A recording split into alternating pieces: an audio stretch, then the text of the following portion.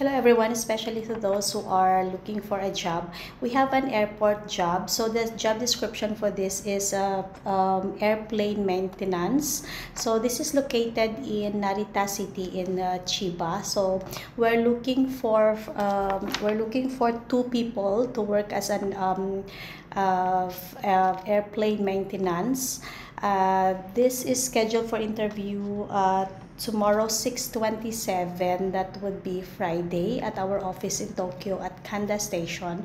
So the salary for this is up to 240,000 yen, and there will be a bonus also. So if you are willing to apply for this aircraft maintenance, this is scheduled for interview tomorrow.